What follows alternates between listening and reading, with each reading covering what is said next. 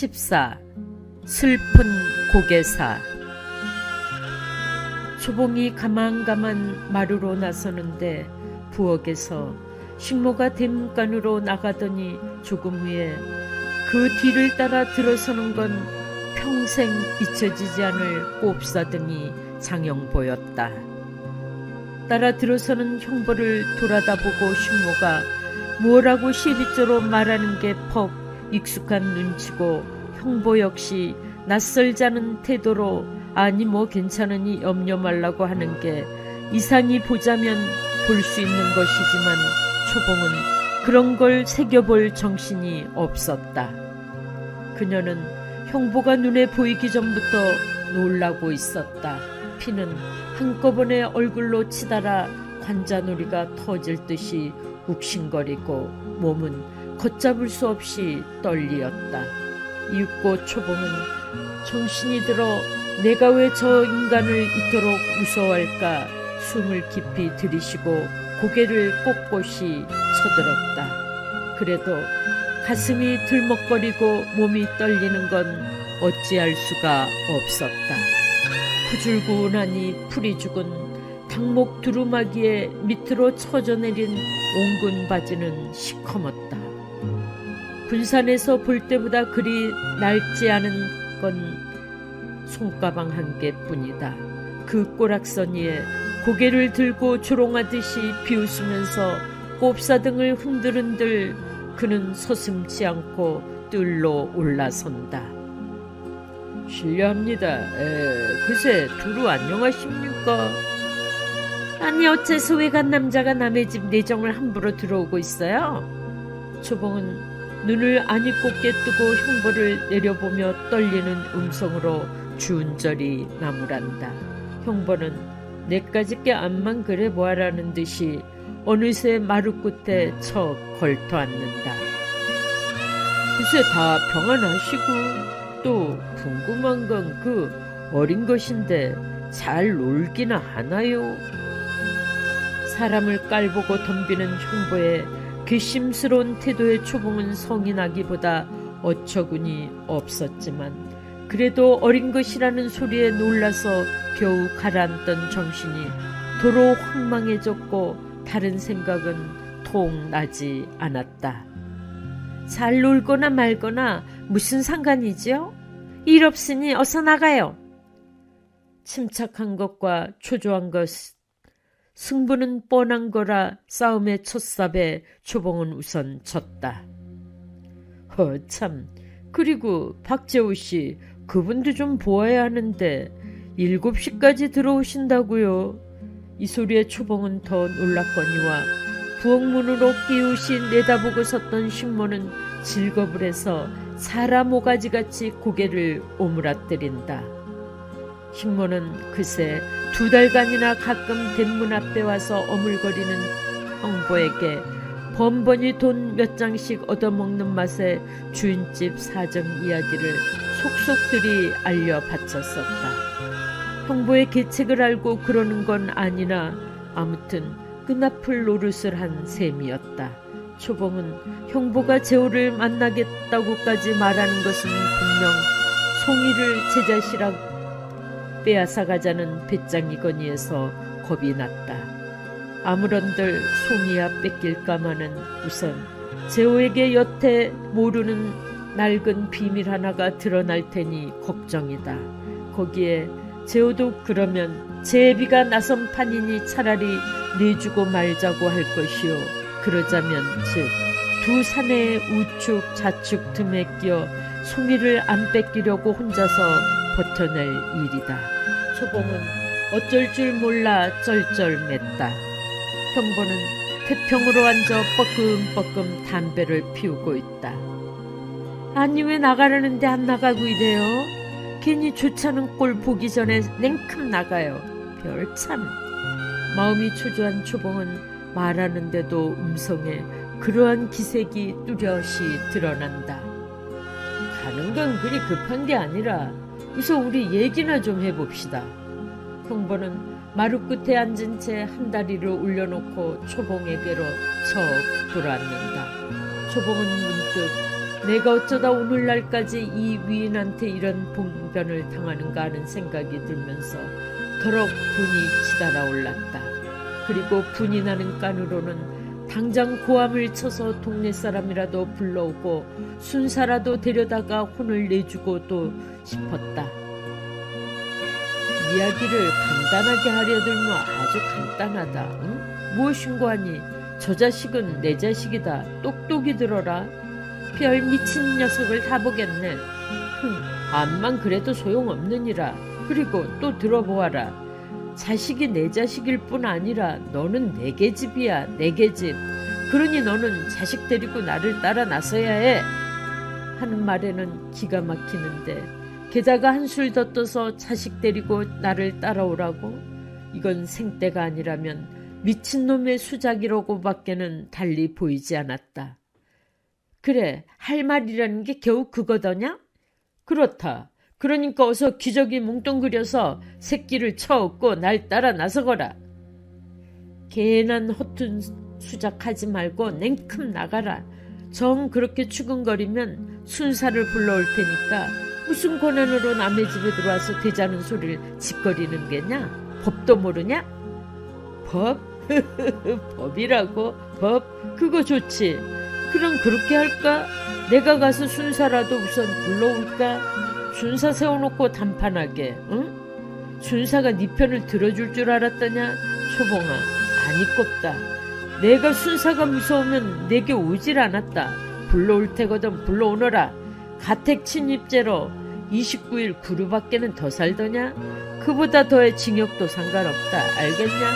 사형은 아닐 테니까. 징역 살고서 나오는 날이면 형부는 눈을 무섭게 부릅뜨고 뽀드득 소리가 역력히 들리게 이를 간다.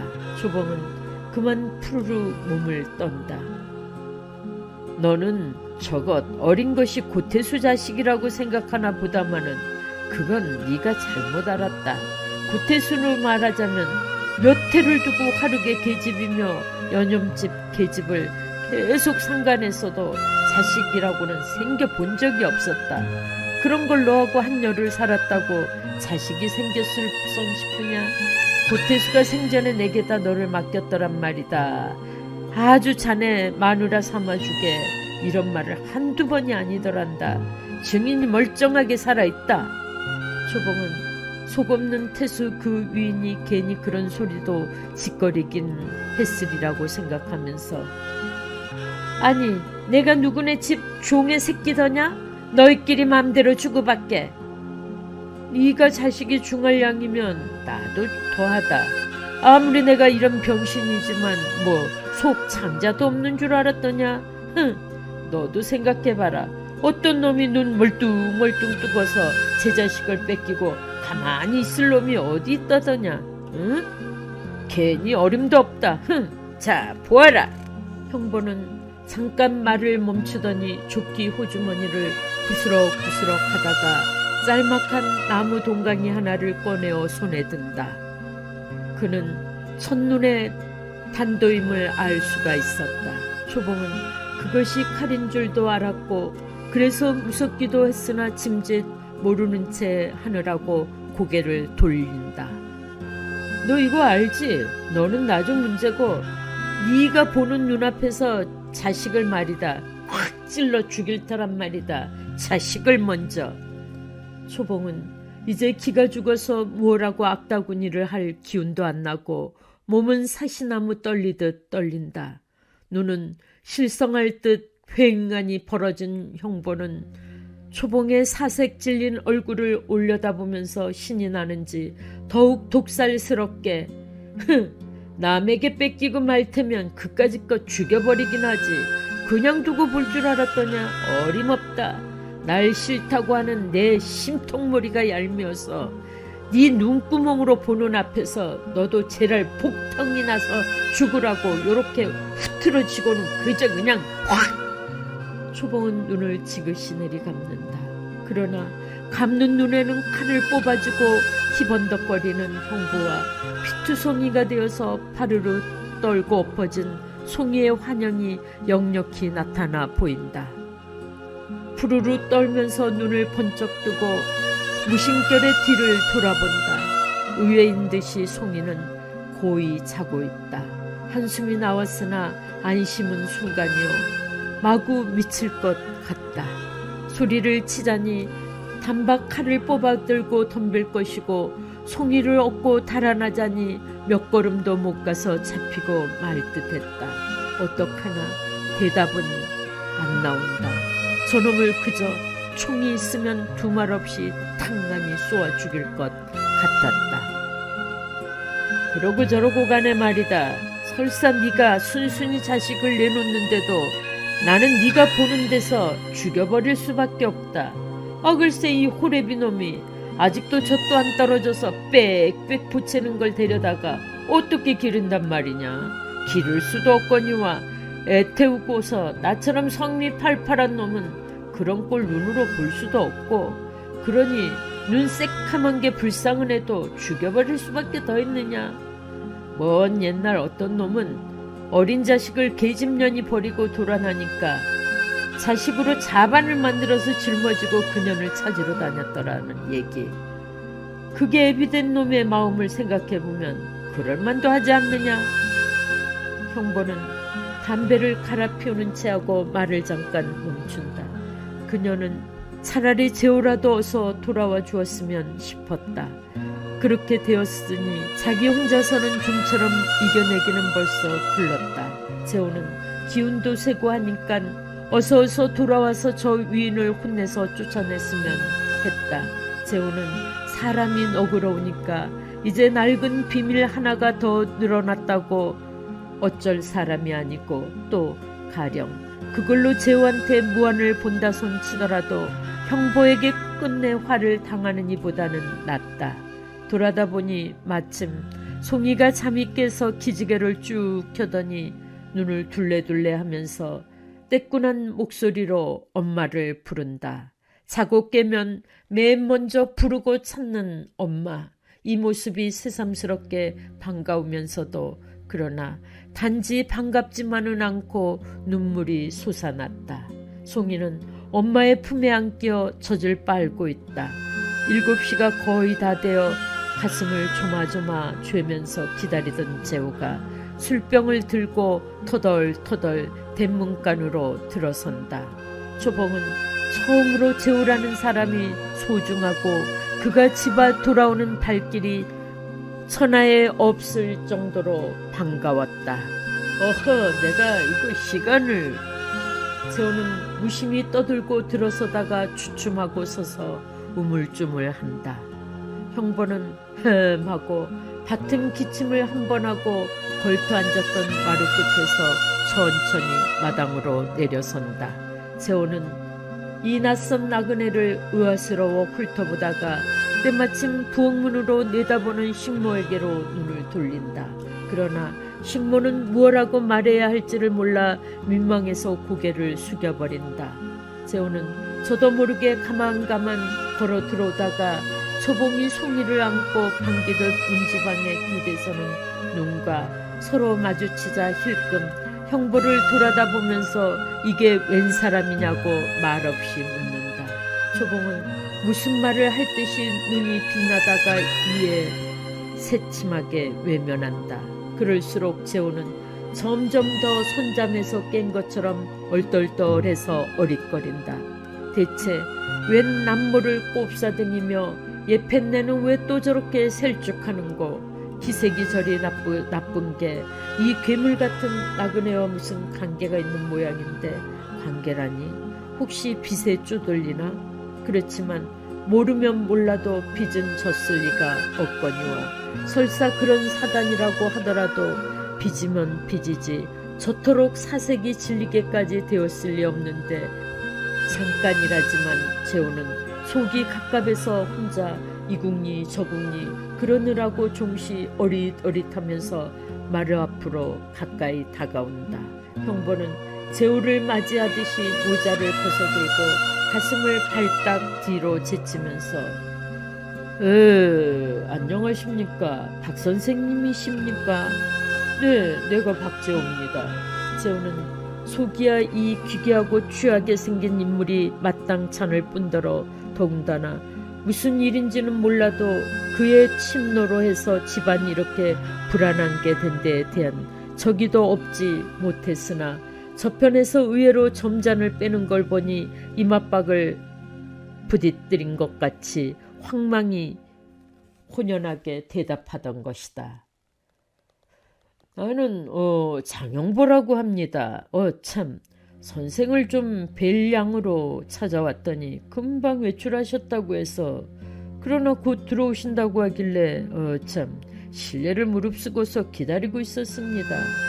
그리고 참 저 부인 되시는 정초봉 씨로 말하자면 진작부터 잘 알고 있어서 좀 허물이 덜하길래 네네 그러시걸랑 여기로 좀 올라와 앉아 기다리실걸. 자 올라오시오. 재호는 어디라 없이 하는 투가 아니 꼽기는 했으나 그래도 생김새와는 달리 공손한데 조금 저기가 풀렸다. 올라선 재호가 청하는 대로 형보도 마루로 따라 올라선다. 여보, 그 손님이 오셨거든. 올라오시라고 하지. 저 방석 좀 이리 주구려. 재호는 혼자 부산하게 중얼거리면서 안팎으로 기웃거린다. 초봉은 재호가 막 들어서자 선뜻 반가운 마음에 그놈이 시방 칼을 품고 와서 우리 송이를 죽인다고 한대요 하고 역성을 들어달라고 말하고 싶었다. 우선 그랬으면 여태까지 협박을 받던 분풀이는 될 듯했지만 아닐지도 모르겠고 하니 차라리 아무 말도 말고 재호에게 떠맡기고서 결말을 보느니만 못할 것 같다는 생각이 들었다.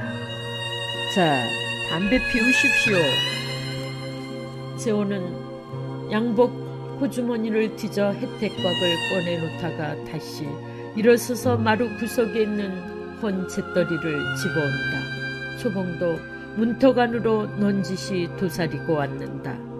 편안히 앉지 못하는 것은 재호가 믿어온 만큼 겁먹었던 마음이 풀려 차차로 속이 든든하기는 하지만 그러나 사세가 죽고 살기보다 더 절박한 판이라 자연 형세를 주의하느라고 저도 모르게 전신이 긴장해진 표적이 분명하다. 재호는 이 사람이 초봉을 안다고 하니 그러면 혹시 초봉인의 친가에서 무슨 까다로운 교습을 부탁받아서 온 게 아닐까. 그래서 초봉도 제 비유에 안 맞는 정가를 하니까 저렇게 뾰로통한 게 아닐까. 참 군산에 있을 때는 선생을 뵙지는 못했어도 성함은 익히 알고 있었습니다. 내가 윈이 옹졸해서 인사를 진작 엽죽지를 못하고 참. 형벌은 본론을 꺼내지 않고 우선 장황한 한담으로 초를 잡는다. 제가 애양으로부터 한풀이 꺾이는 꼽사요. 그러므로 언제든지 처음 대하는 사람한테 불쾌한 인상을 주는 것으로 인해 받는 멸시가 우선 큰 손실인 줄을 잘 알고 있다. 그러므로 그는 우선 점잔을 부려 그 점잔으로서 억울한 체면의 손실을 때우곤 하는 말투였다.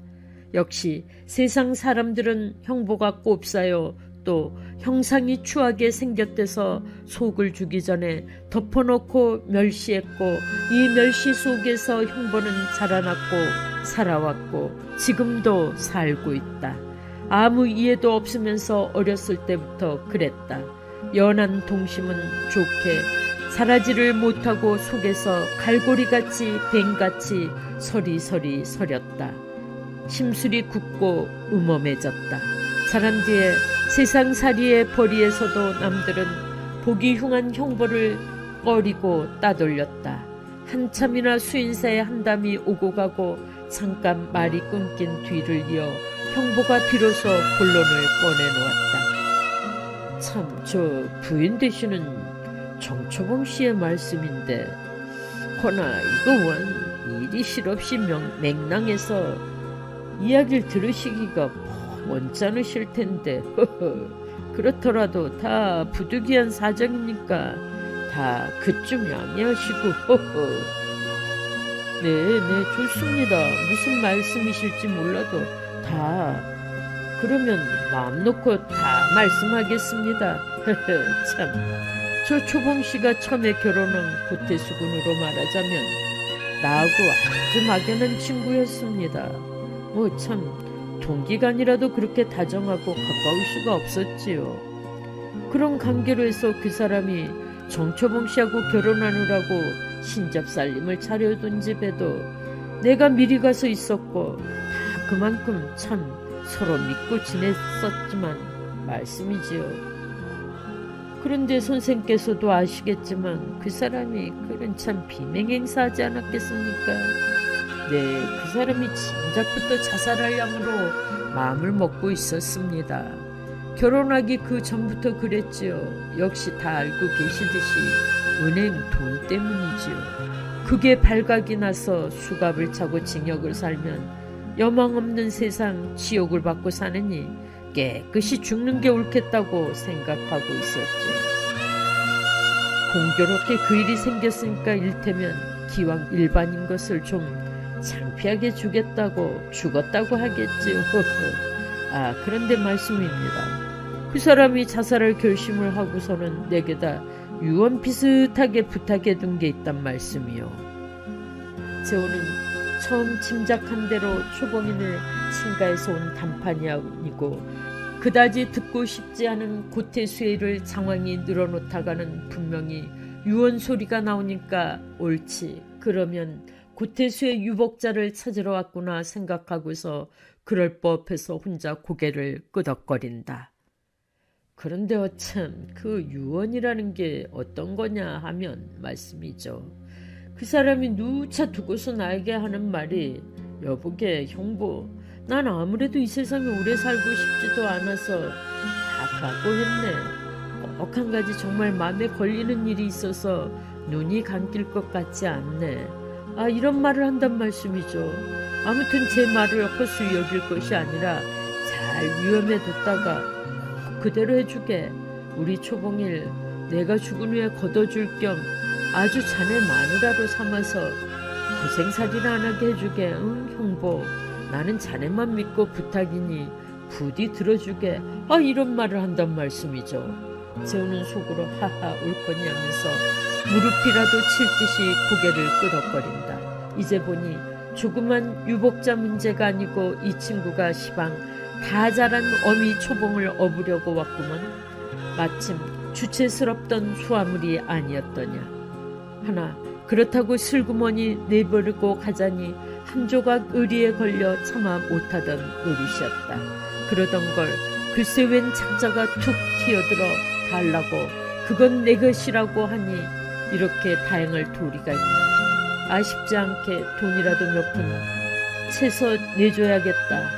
허허, 실없이 잘 되었다. 좋다. 재호는 호남선 착간에서 처음 초봉을 제 것으로 만들기로 하고 좋다고 하던 때와 다름없이 지금은 그녀를 남에게 내주어 버리게 되는 걸 똑같이 좋아하고 있다. 재호가 초봉을 선뜻 넘겨다 보니 눈을 내리깔고 아랫입술을 지그시 깨문다. 성미가 복받치는지 숨길이 거칠어 코가 벌링거리는 것까지 보인다. 이것은 실상 초봉이 아까 형보에게 직접 그 말을 들었을 때와 마찬가지로 태수가 작히 그런 염장 빠진 소리를 했으리려니 해서 태수에게 대한 반감이 다시금 우러난 표적이었다. 그러나 재호는 단지 그녀가 괴물 같은 사내한테로 가지 않겠다는 한거로만 보였다. 그러나 그야 처지를 뒤바꿔 생각하더라도 이런 위인한테 팔자를 고치고 싶지 않을 건 당연한 일이려니 하면 초봉을 생각하면 마음 한구석이 민망하기도 했다. 그런데 참 고군이 말입니다. 짐작컨대 초봉 씨에게는 그런 말을 미처 못했을 깹니다. 그 사람인들 뭐 그런 불의의 지변을 당할 줄은 몰랐으니까 차차 얘기하려고 하고만 있었겠지요. 그러다 갑자기 그 변을 당했고 허니 유언은 할 새 없었습니다. 그렇게 다정한 친구에게 간곡하게 부탁받았다면 그게 거북한 일이라고 하더라도 꼭 유언을 시행해야 옳겠습니까? 그냥 흐지부지 해버려야 옳겠습니까? 어떻습니까 선생 생각은? 글쎄 홀시다원. 재호는 힐끗 초봉을 건너다 보면서 어물어물한다. 실상 초봉의 그 말을 선뜻 받아 아무렴 그래야 옳다고 맞장구를 치고 싶었다. 일되어가는 싹수가 그만큼 제 맘과 맞아떨어졌다. 그러나 초봉의 얼굴을 보면 어쩐지 안색이 다 죽은 듯 암담한 것만 같고 해서 차마 그쯤 어루머rum했다. 재호의 얼굴을 겹눈질로 올려다보고 또 올려다보고 하던 형벌은 말끝을 더 가리지 않고 이어 점잖게 아니 뭐 선생 의견은 말씀하시기가 거북하시면 그만두셔도 좋습니다. 이제 대답은 단 한마디만 해주실 기회가 있으니까요. 참, 그 뒤에 그 사람이 가뜩이나 그러한 비참한 죽음까지 하고 보니까 명색이 친구라는 나는 불쌍한 생각이 들고 이래저래 여러 가지 비감이 나더군요.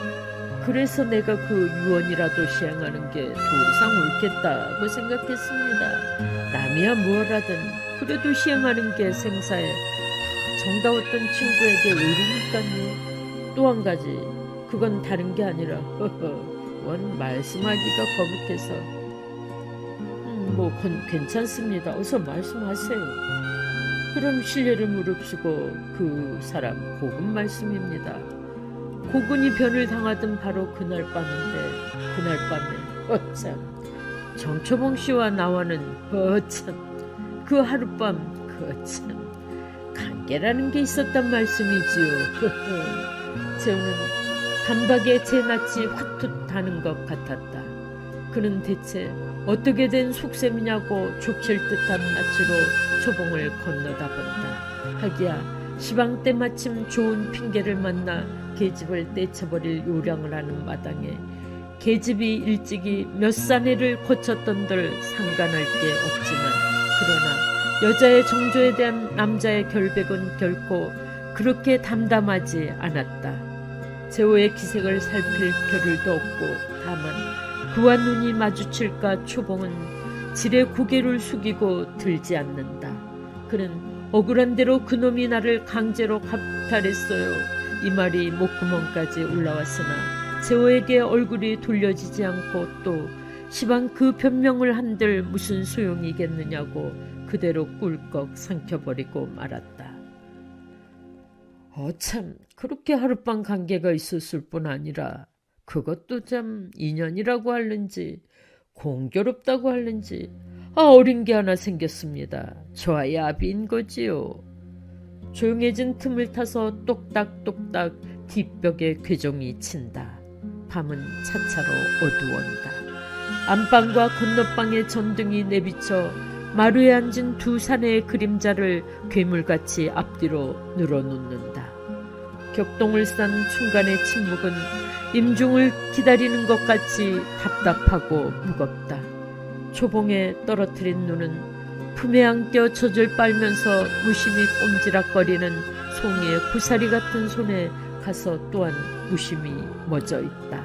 초봉은 재호가 어떤 낯꽃을 하고 있는지 궁금하면서도 차마 얼굴을 들지 못한다. 비록 낡은 흉이 드러났대도 그것은 재호가 다 눈감아 주겠거니 하면 안심이 되기는 하나 그렇다고 노상 부끄러웠다. 물론 재호가 시방 딴 마음을 먹고서 땅 궁리를 하는 줄 까맣게 모르고 있었다. 그것뿐이 아니다.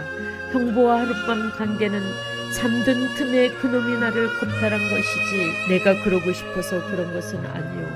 고태수의 명색 유언도 다 종잡을 수 없는 소리겠지만 고태수가 주책 없이 그런 부탁을 했다기로서니 내가 고태수의 물건이길래 저희끼리 주고받고 한단 말이냐. 나는 저 모녀를 데려가야 하겠습니다. 참 절대로 그래야만 하겠습니다. 왜 그런가 하니 나는 앞으로 남은 세상을 단지 친구의 소중한 부택을 시행한다는 것 하나 하고 내 자식을 찾아서 기르는 것 하나 하고 단지 그 두 가지로 낙을 삼고 여망을 삼아서 살아가자는 사람이니까요. 그러니까 이건 말하자면 참 내게는 생사가 달린 일이라고 할 수 있습니다. 생사가. 허나 그런 것도 충분히 참 양해하셔서. 형보는 쨍쨍 울리는 목소리로 꼬박꼬박 제 말을 뱉어놓고는 고개를 꼿꼿이 쳐들어 똑바로 재호를 건너다 본다. 재호는 침묵하며 입술을 지그시 깨물고 깍지 손으로 한번 무릎을 안고 앉아서 입을 열려고 앉는다. 그러나 시방 그가 이럴까 저럴까 주저하느냐 하면 그건 아니었다. 요량은 다 대놓으면서 말을 내기가 차마 난감하여 그러던 것이다. 지루하기만 한 찰나가 무겁게 계속되는데 갑자기 땡땡 괴종이 연달아 친다. 그러자 시계소리에 깜짝 놀란 듯이 재호는 앉았던 자리에서 후다닥 일어선다. 무엇에 직업을 한 것처럼 재호가 벌떡 일어서는 바람에 형보와 초봉이 마치 무슨 일인지는 몰랐어도 다 같이 놀라서 고개를 쳐들고 그를 올려다본다. 잘 알아들었습니다. 재호는 쾌히 말을 꺼내다가 처음 그렇게 후다닥 일어서던 것은 어디로 가고 천천히 허리를 숙여 옆에 놓아둔 모자를 집어넣는다. 제가 생각해도 그리 날뛴 것이 남 보기에 멋쩍었다.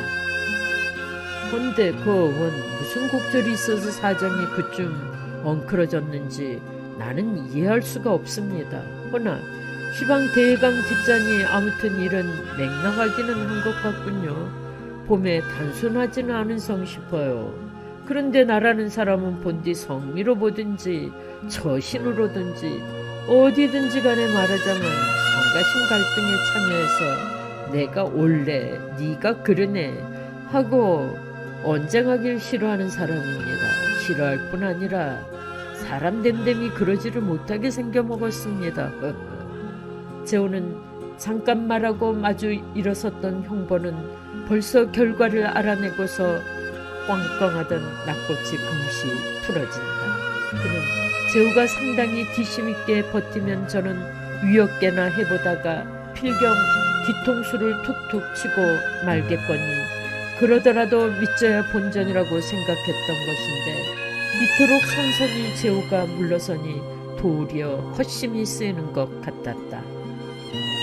그러니까 나는 당장 이 자리에서 아주 깨끗이 손을 끊겠습니다. 나는 고의가 아니라 말씀이지요. 모르고서 남의 권리를 침해했던 판이니까. 그리고 뒷일은 두 분이 상의해서 다 조처하십시오. 나는 이제부터 아무 상관도 없는 사람입니다. 재호는 형보에게 하는 소리나 그것이 초봉도 알아들으란 말임은 물론이다.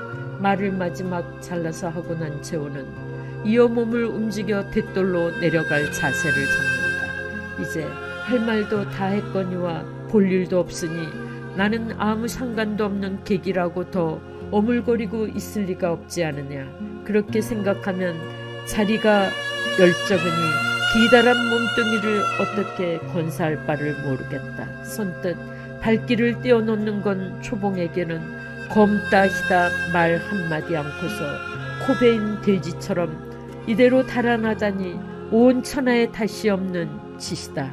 여태 가까이 두고 제가 탕탁해서 데리고 살던 계집인걸 비록 요새로 들어 파탄이 날 형편이라고 하더라도 마침 처분하기 십상 좋은 기회를 만났다고 하더라도 그렇더라도 아무려면 남보다 겁자리나 긴 얼굴을 들고서 이다지도 박절하게 싱겁게 꽁무니를 뺀다.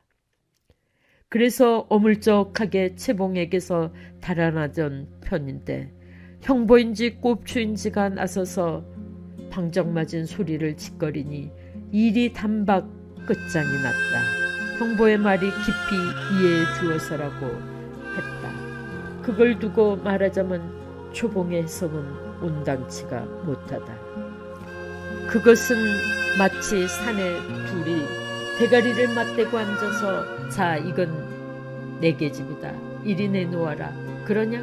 그러면 여기 있다. 나는 방금 염증이 나던 판인데 실없이 잘 되었다. 자 가져가거라. 이렇게 한 놈이 한 놈한테 떠맡기고 내빼는 혐의가 없지 않았다. 거기서 재우는 연극이 필요했고 그래서 그는 일부러 초봉에게 들으라고 천만의 소리라고 펄쩍 뛰었다. 이제는 영영 슬그머니 달아나 버릴 수 있었다.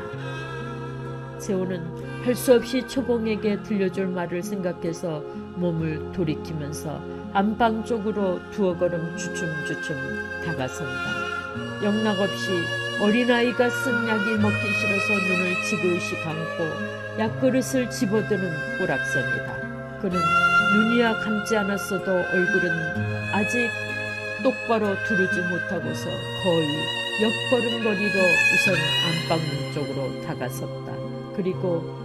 그리고 나서야 마지못해 고개를 바로 돌려 초봉의 얼굴을 마주본다. 선뜻 얼굴이 마주치는 순간이다. 재호는 등골이 그만 서늘해지면서 오싹 몸서리를 친다. 쏘아보는 초봉의 눈살, 마침 기다렸다는 듯이 이편으로 돌리는 눈앞에 와서 딱 마주치는 초봉의 눈살은 금시로 새파란 불이 방울방울 돋는 듯했다. 재호는 사람의 눈에서 더욱이 여자의 눈이 이다지도 무서운 살기가 뻗어나올 수 있으리라고는 생각도 할 수 없었다. 하려던 말을 잊어버리고 재호는 어름어름한다. 남의 웬만한 노염이나 흥분 같은 것은 짐짓 모르는 채 하고 제 할 노릇만 해오면서 해치웠던 재호지만 이토록 칼날이 선 초봉이 앞에서는 그러한 떡심도 별 수 없고 오갈이 들려고 했다. 초봉은 실상 재호가 아까 첫 번에 하던 말은 그게 무슨 뜻인지 분간을 못하고 어리둥절했었다. 다음번의 말을 듣고서야 비로소 속을 알기는 했는데 진실로 마른 하늘의 날벼락이었다. 이 무거운 기대를 메고 동동 달려 팽팽하게 캥겼던 다만 한 가닥의 줄이 참으로 의외로 매정스러운 한 칼에 뚝 잘려버리는 순간 천길 높인 절벽으로부터 솟구쳐 내려치는 듯 아찔해서 정신을 수습하지 못했다.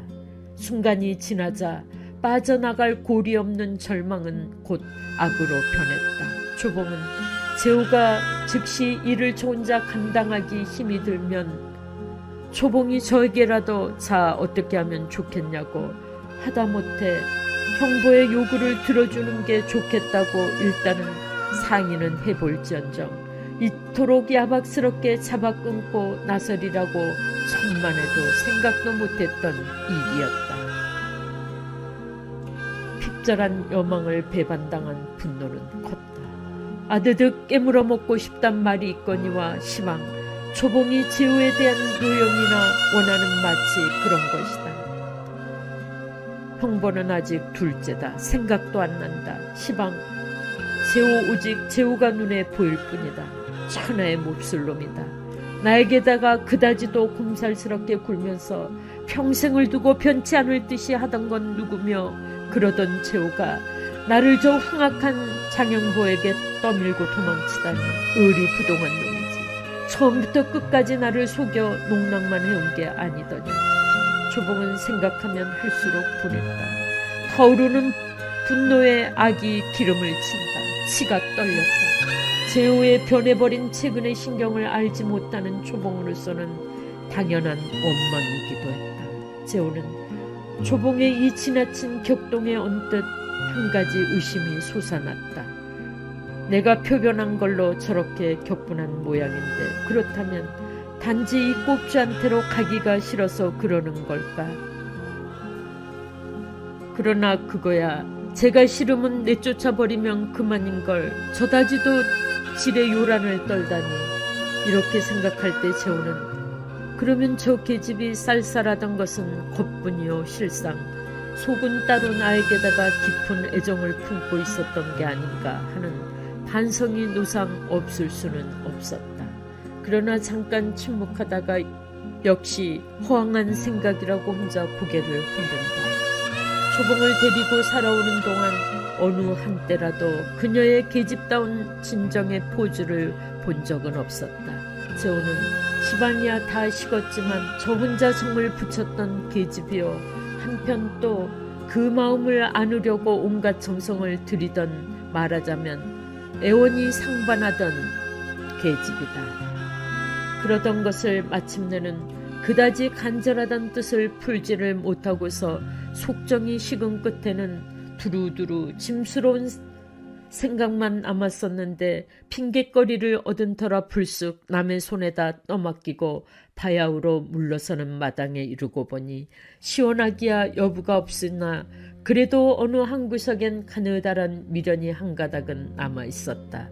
이런 제호 자신도 의식하지도 못할 미련으로 해서 혹시나 자기의 애정이 그릇되었던 것이 아니었을까 하는 저도 모른 채 센티멘탈한 반성을 해보았다. 초봉은 얼굴이 헬쓱하니 핏기 한 점 없고 지그시 깨문 아랫입술은 새파랗게 질렸다. 젖꼭지를 물고 안겨있는 송이에 가슴께로 들이운 왼팔 팔 끝이 알아보게 바르르 떨린다.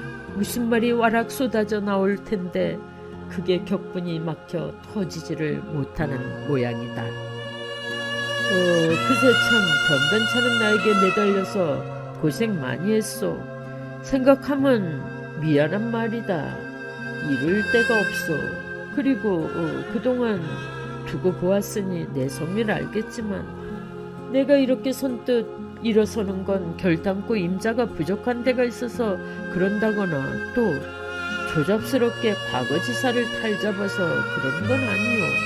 그렇지만 나는 물러선다고 임자더러 저 장씨의 사람이 되라거니와 그런 의사는 아니니까 그런 거야 차차 두 분이 형편대로 상의해서 조처할 일이지. 내가 좌우지할 이래라 저래라 시킬 머리는 없는 것이니까. 재호는 여기까지 단숨에 말해놓고 보니 끝이 우뚝 잘리기는 하나 그렇다고 그 끝을 잇댈 말도 별반 없었다. 그래서 그만하고 작별 인사 겸 자 그러면 마침 이 말이 나오는데 그러자 벼랑간 초봉이 다들 꺼지거라 이 나쁜 놈들아 하고 목청이 터지게 외치면서 미친 듯이 뛰쳐 일어섰다. 그 사슬에 송이를 문턱 안에 내동댕이 쳤고 그래서 아이가 불에 댄 듯이 까무라치게 울어도 초봉은 모르는 모양이다. 눈에서는 닿으면 금방 베어질 듯 파랗게 살기가 쏟아져 나온다. 아드득 깨물어 뜯은 아랫입술에서는 검붉은 피가 한 줄기 주르르 흘러내려 톡으로 선명하게 줄을 긋는다. 흐트러진 머리채가 몇 가닥 가슴 앞으로 넘어와서 치렁거린다. 그렇게 고르고 곱던 얼굴은 간대었고 사뭇 삐뚤어진 얼굴은 터질 듯이 경련을 일으켜 고깃덩어리 같이 실룩거린다. 이는 여느 인간의 얼굴이기보다는 생명을 노리는 적에게 몰려 어디고 막다른 골에 피해 들어갔다가 정령코 돌아선 한 약한 짐승의 그 형상이었다. 이 억척스럽고 이 무도한 놈들 같으니라고. 마침내 초봉은 마루청을 꽝꽝 구르면서 두 주먹을 불끈 쥐고 목청껏 외쳐댄다. 하늘이 막다고 벼락도 무섭지 않더냐. 이 천하에 무도하고 몹쓸 놈들아, 도적놈들아, 모두 내 앞에서 꺼지란 말이다. 내가 너희하고 무서운 수가 졌다고 이렇게도 나를 협박하느냐. 이 흉악한 놈들아, 아무 죄도 없고 아무도 건드리지 않았고 바스락 소리도 없이 살아가는 나를 어쩜 이렇게도 야속하게. 아이고 이 몹쓸 놈들아. 목에서 시뻘건 선지라도 터져 나오도록 부르짖어 빽친 말로 저주를 해도 시원할 것 같잖던 분노와 원한이 그만 몇 마디를 못하고 부질없이 서름이 복받쳐 올라 처음 그렇게 기승스럽던 악은 넋두리로 변하다가 울음이 터지고 만다. 재호는 쫓기듯 횡하니 대문께로 나가고 형벌은 배웅삼아 그 뒤를 아그작 따른다. 재호는 시원했다. 형보도 시원했다. 두 남자는 모두 시원했다. 초봉은 방문턱에 엎드린 채 두 손으로 얼굴을 싸고 서럽게 흐느껴 운다. 송이는 자지러지게 울면서 엄마의 겨드랑 밑으로 파고든다. 식모가 난리에 넋을 잃고 우두커니 부엌문에 기대섰다. 대문간에서 형보가 들어오다가 식모를 힐끗 보더니 거 올라와서 애기나 안아주지 응? 하는 게 제법 바깥 주인이라도 다 된 말시다. 식모는 그냥 주춤주춤하고 섰다. 시키지 않더라도 아기가 우니 안아다가 달랠 줄 모르는 것은 아니답다. 그러나 집안이 갑자기 난리를 몰아치고 질서가 뒤죽박죽되니 식모는 제일이 남의 일같이 서먹거리고 선뜻 손이 대지지 않았다. 참 그러고 말이야. 인제 차차 알겠지만 오늘부터는 내가 이 집의 바깥 주인이란 말이야. 그래야 알고 있고 그리고 집안이 좀 소란했어도 별일 없으니까 달리 생각할 건 없단 말이야. 알겠나? 응? 그럼 그렇게 알고 아씨 대신 집안일이나 이것저것 두루두루 잘 좀 보살피라고. 응? 형보는 계집과 살집을 한꺼번에 다 차지한 요란이다. 사실 재호는 그 두 집을 몽땅 내놓고 가기는 갔으니까. 식모는 형보의 말을 듣고 서글퍼 웃을 뻔했다. 세상에 첩은 그날로 나가고 당장 헤어진다지만 이건 사내가 이렇게 하나가 나가고 하나가 들어오다니 도무지 망측했다. 초봉은 아무리 울어도 끝이 없는 서러움에 마냥 자지러졌다가 겨우 보채면서 파고드는 송이를 끌어안으려고 고개를 쳐드는데 마침 형보가 마루로 의젓이 올라서고 있었다. 그는 형보가 선뜻 눈에 띄는 순간 서러움에 눌러 속으로 잠겼던 분이 이것저것 똘똘 몰려 그리고 쏟아져 올랐다. 옛다 이놈아, 네 자식이다. 와락 일어서면서 악을 쓰면서 안아 올리던 송이를 그대로 형부한테 휙 내던져 버리면서 미친 듯이 날뛴다. 마루청에 떨어질 뻔한 아이를 형보가 움켜쥐기는 했다. 그러나 그 전에 벌써 제정신이 든 초봉은 아이고머니나 이를 어쩌나 싶어 가슴을 부둥켜 안는다. 방금 시퍼런 칼날이 번쩍하는 것만 같고 간이 떨렸다. 아이는 까무러치듯 운다. 황망하고 어떻게 할 도리가 없다. 할 수 없으니까 악만 부쩍 더 난다. 오냐 이놈. 계집의 원한이 5, 6월에 서리가 서린대더라. 두고 보자 이놈. 내 신세를 요렇게 망쳐주고 오냐 이놈. 초봉은 이를 부드득 갈면서 흐트러진 머리칼 사이로 형보를 노려보았다.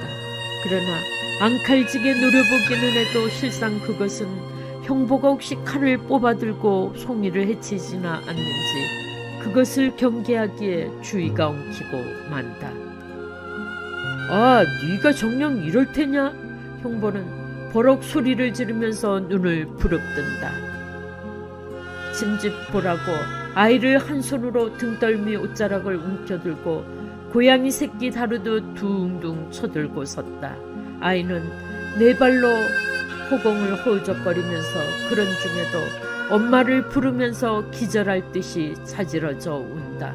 초봉은 겁을 냈던 대로 형보가 칼불이 맞지 않는 게 다행이었으나 안심할 경영은 없고 당장 송이가 저리도 부딪히는 정황을 차마 못 보아 몸을 휙 돌이켜 안방 아랫목 구석에 가서 적질르듯이 주저앉는다. 할 수 없이 항복인 줄이야 저도 알기는 하지만 차라리 항복한 것이 안타깝기보다는 도리어 송이가 공경을 면할 게 다행이었다. 괜히 그러다가 내 눈구멍으로 정말 피를 보고 만다. 형보는 안방울을 대고 눈을 홀기면서 씹어뱉는다. 그러나 형보 역시 큰 소리는 쳐도 이 깽깽 소리가 나는 생물을 어떻게 주체할 수가 없었다. 치켜올려서 품에 안아 보았으나 평생 아기라고는 안아본 일이 없으니 거추장스럽다. 귀찮은 깐으로는 골병이 들거나 죽어도 상관이 없으니까 마루에 내팽개쳤으면 좋겠다. 그러나 제 자신인 척 소중한 척 우선은 그렇게 해야 할 경우라 함부로 다룰 수는 없었다. 그런데 아이는 우는 사발시계처럼 그칠 줄을 모른다. 골치가 띵하고 정신이 없다. 식모가 와서 팔을 벌리니까 그만 다행스러워서 잘 달래서 재우든지 하게. 다 지 애미 잘못 만난 죄다짐이다. 고생 면하려거든 진즉 죽어버리든지. 송이는 식모한테 안겨서도 엄마를 부르면서 떼를 쓴다. 초봉은 안방으로 데리고 들어왔으면 선뜻 받아 안겠는데 눈치 없는 식모가 답답했다. 식모는 송이를 달래느라 송아를 먹는다. 얼러주기도 하고 문도 두드려 소리를 내주기도 하고, 그래도 안 그치니까 마당으로 대문간으로 요란히 왔다 갔다 한다. 송이는 어느새 노염도 다 풀리고 젖도 배불러 엄마가 아는 대로 무릎 안에 드러누워 엄마 얼굴을 말끄러움이 올려다보면서 송알송알 얘기하는지 노래하는지 저 혼자만 아는 소리를 중얼거리면서 마음을 놓고 한가하게 놀고 있다. 송이는 엄마에게만 있으면 울어지지도 않고 심심하지도 않고 편안하다. 송이의 털끝 하나라도 다쳐서는 안 된다. 누가 송이 눈을 크게 뜨고 소리 한 번이라도 질러도 안 될 말이다. 내 몸뚱이는 송이를 위하여 굳센 무쇠 방패가 되어야 하고, 그도 부족하면 큰 바위가 되어야 한다. 송이의 위험을 막아주기를 꺼릴 필요는 조금도 없다. 차라리 썩은 몸뚱어리를 가지고 보람있게 우려먹으니 더 좋은 일이다. 형보 좋다.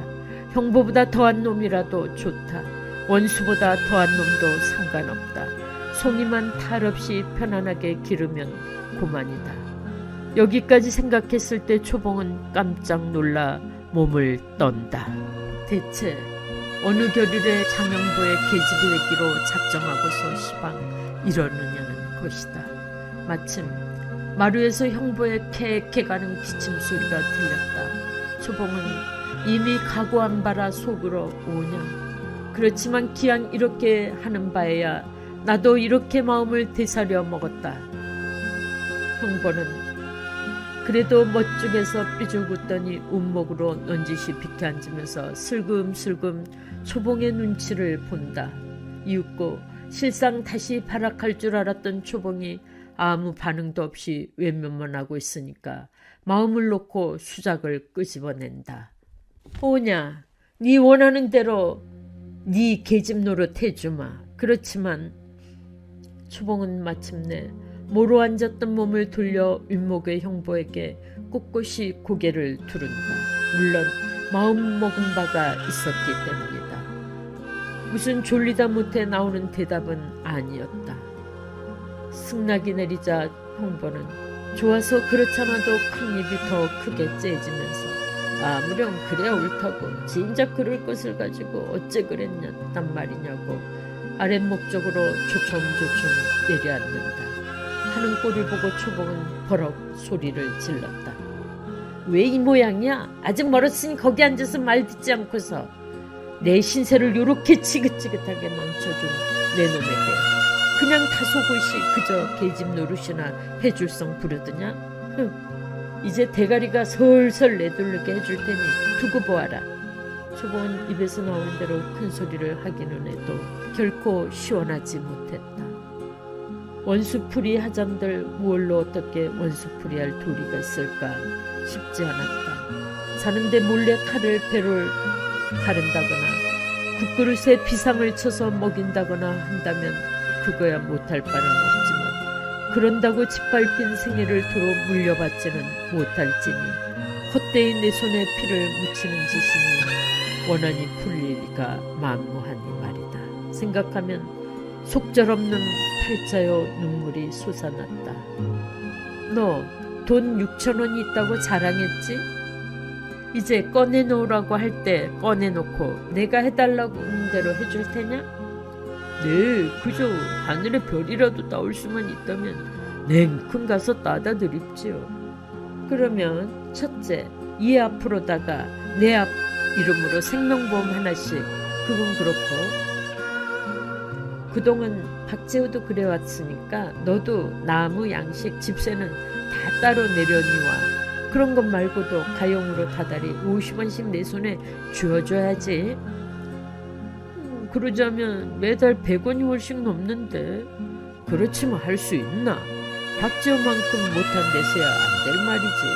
그럼 그것도 자 그렇게 하지. 그러고도 또 그 다음은 돈을 한 목으로 한 1,000원을 나를 줘야 한다. 1,000원? 현금을? 그건 좀 문제인걸. 돈이 없는 건 아니지만 장사하는 미천이라 한 목에 1,000원을 집어내고 보면 그만큼 수입이 줄어든단 말이지. 시방 6,000원을 가지고 주물러서 매달 200원가량 새끼가 치는데 만약 1,000원을 없애고 보면 아무래도 어렵겠는걸. 대관절 현금 1,000원은 무엇에 쓰려고 그러는데? 우리 친정도 먹고 살게 해야지. 우리 동생들 서울에서 공부시켜줘야 한다. 이 글을 읽고 공감하셨다면 구독과 좋아요 부탁드립니다. 감사합니다.